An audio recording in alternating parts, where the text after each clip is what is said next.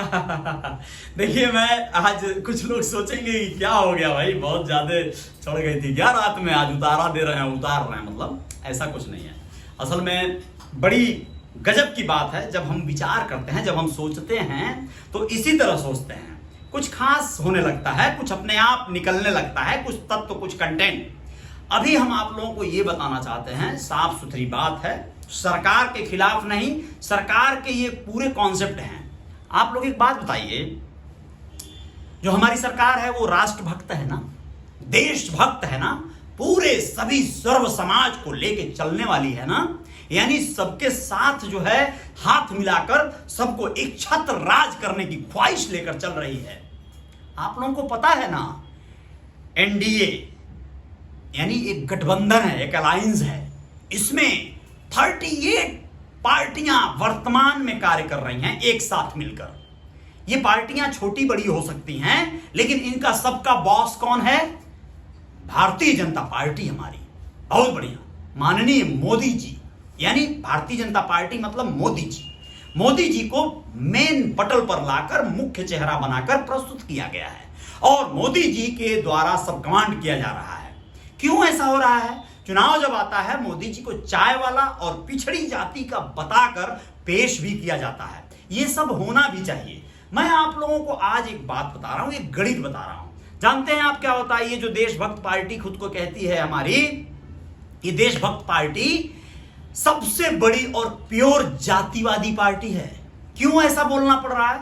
क्योंकि ये जातियों का जो एक समीकरण होता है उसको बखूबी समझती है, खूब शानदार बनाती है समीकरण। कौन सी जाति का वोट किस तरह से लेना है, कौन सी जाति का सपोर्ट कब लेना है, ये सब जानती है। आप लोगों को लग रहा होगा ना, ये जो 5 विधानसभा चुनाव बीते, अभी लोकसभा 2024 का चुनाव आ गया है सर पे, इन सब के तहत कितने राज्यों में पुराने चेहरों को बदल दिया गया, कितने राज्यों में नए नए चेहरों को ला दिया गया। क्यों हुआ है ये सब? क्या है इसका मेन लॉजिक? और कैसे अयोध्या में जब हमारे माननीय मुख्यमंत्री नरेंद्र मोदी जी जाते हैं तो वह उस समय गीता मांझी के घर जाकर चाय पीते हैं, गैस सिलेंडर का 10 करोड़वां नंबर पे जिनका अपॉइंटमेंट, यानी कि जिनके घर सिलेंडर गैस कनेक्शन पहुंचा है, उनके घर जाकर वो चाय पीते हैं। बहुत अच्छी बात है। और ऐसे न जाने कितने जातियों का नंबर आएगा।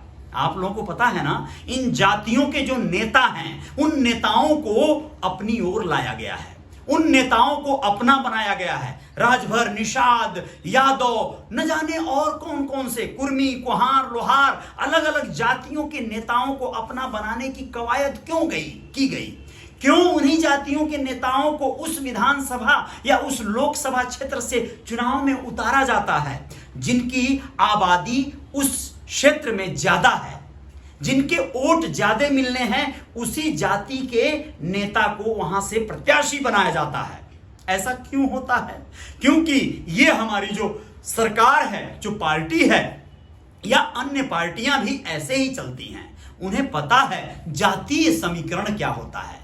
जातिवादी व्यवस्था को कोई खत्म करने आया है? कोई खत्म करने नहीं आया है। इस जातिवादी व्यवस्था को लोग और बढ़ाने आए हैं और इसी जातिवादी व्यवस्था के तहत सारा गुड़ा भाग लगाकर अपनी अपनी फसल काटी जा रही है, बोई जा रही है, मजे लिए जा रहे हैं, देश पर कब्जा किया जा रहा है। यही रूल है, यही नीति है, यही धर्म है।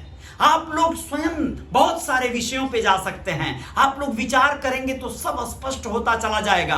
आपके अपने क्षेत्र में नजर दौड़ाइए। आप लोग जिस समाज से आते हैं, जिस जाति से आते हैं, आप सोचिए, शादी विवाह होता है आपके बच्चों का, तो सिर्फ आप अपनी जाति में ही क्यों जाते हैं शादी विवाह के लिए रिश्ता ढूंढने? आप क्यों ऐसा नहीं हो पाता कि आप अपनी से किसी बड़ी जाति के यहां रिश्ता लेकर चले जाएं? ऐसा इसलिए नहीं हो सकता कि हम सिर्फ वोट देने के लिए दूसरी जाति को अपने साथ मिला सकते हैं या वोट लेने के लिए मिला सकते हैं। यानी सरकार की ये नीति है कि हम अपने विधानसभा या लोकसभा में जिस जाति की बाहुल्यता है उसके नेता को प्रत्याशी बनाएंगे और बाकी का जो हमारी पार्टी का बेस वोट है वो तो ऑटोमेटिक उस प्रत्याशी को मिल जाएगा।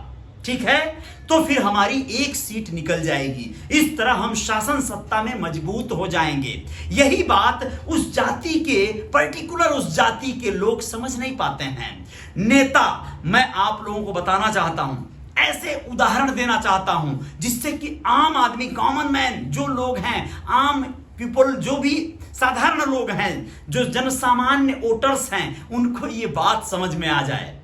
लेकिन लोगों को समझना नहीं है। लोगों को तो टीवी देखना है, कौन सा चैनल देखना है जिस पर राम मंदिर की गहमा-गहमी दिखाई जा रही हो, तैयारियां दिखाई जा रही हो, मुसलमान को लड़ते हुए दिखाया जा रहा हो, मुसलमान को खतरनाक क्राइम करते हुए दिखाया जा रहा हो, हिंदू को बड़ा जो है परचम फहराते दिखाया जा रहा हो, बहुत कोई चक्रवर्ती सम्राट के सीरियल आ रहे हो, हमारा कुछ ऐसा इतिहास बताया जा रहा हो जो हम सर्वधर्म के बहुत ज्यादा प्रमुखता से समर्थक रहे हों। ऐसा हो तो नहीं रहा है।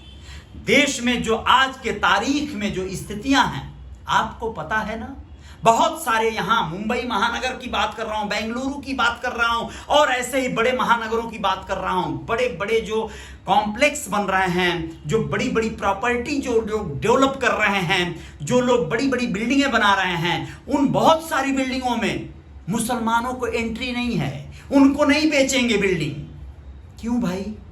या मतलब ये कौन सा सांप्रदायिक सौहार्द बनाने की कोशिश की जा रही है? सारे विषयों पे आएंगे, बने रहिएगा रियल रिपोर्टर न्यूज के इस खबर के साथ, और बताएंगे आपको कि कैसे आपकी पार्टी राष्ट्रवादी है, देशवादी है, देश प्रेम करती है, प्योर जातिवादी है, घोर जातिवाद कर रही हैं पार्टियां सिर्फ शासन सत्ता में आने के लिए, और उसके बाद कानून बदल रही हैं।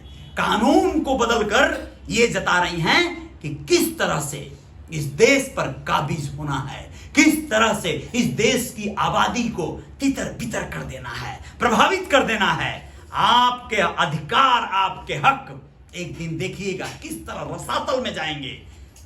भ्रम न पालिए। जय जयकार जारी रहेगी, बने रहिएगा यहां। जय हिंद, जय भारत, शुक्रिया।